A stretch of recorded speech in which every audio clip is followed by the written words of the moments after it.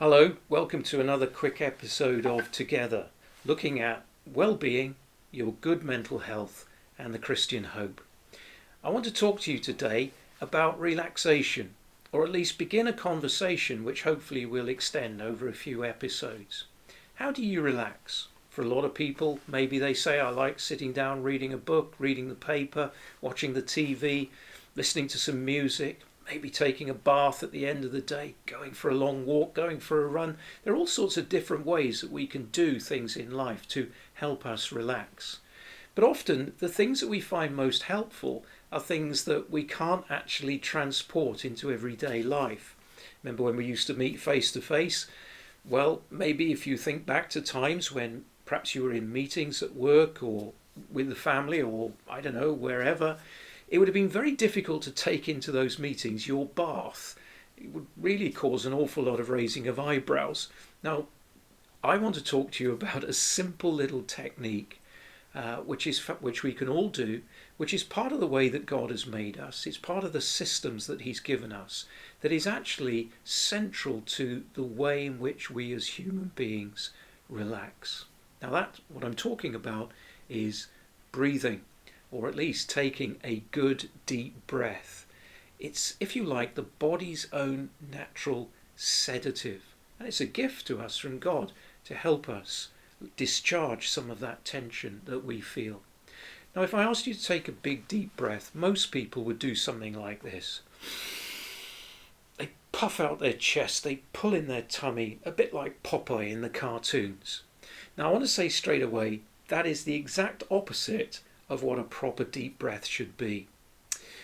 To take a real proper deep breath in the way in which God has designed us to, we really have to think of letting it all hang out. It does all come from down here in your tummy. Put your hands on your tummy right now and take a nice slow deep breath in through your nose and concentrate on allowing that breath to go right down and to relax your stomach as you breathe in. So if you're doing it properly, as you breathe in, your tummy should move out slightly forwards.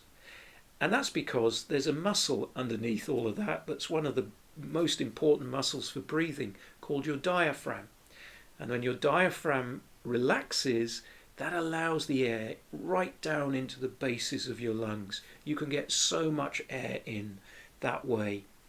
And that's a real proper deep breath. I think you probably need to practice that because it's a skill. If the children are off because of half term, get them involved. They'll find it hilarious. And if you really do have difficulty relaxing your tummy, well, get someone to put their hand there, preferably someone you know quite well. And just think, as I take that deep breath in, I'm concentrating on pushing their hand away. We call that diaphragmatic breathing. Some people call it belly breathing. But it's making sure we take a good deep breath. Now, next time when we look at this together, I'm going to show you a way in which you can use deep breathing to help you discharge some of the tension in your body. But before you go, I want to tell you two things about breathing and God. It's interesting that in the very first book of the Bible, Genesis, we're told that when God made us, He breathed life into us. He didn't do that to any other creature. It was uniquely to human beings. And it reminds us that we're special and important in God's eyes, and that His desire is for His life to be in us. But sadly, in the book of Genesis, we also read that because of our sins, we've been cut off from God.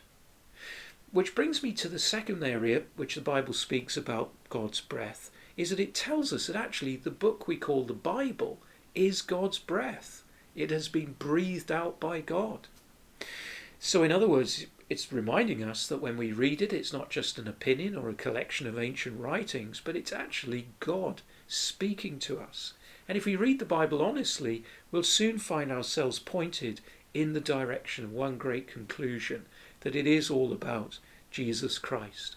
And He is the one who ultimately can restore the life of God, the breath of God in us. And He does that by His death and resurrection and inviting us to trust Him. Well, I hope you're keeping well. Remember, practice those deep breaths. Make sure you take a little break between each one. Last thing I want is you getting dizzy and keeling over. But it's good, healthy for your lungs. And next time we'll meet, we'll look at how we can use that in a very simple but effective way to help us relax in these days. Well, I trust you stay safe and God's blessing be upon your life.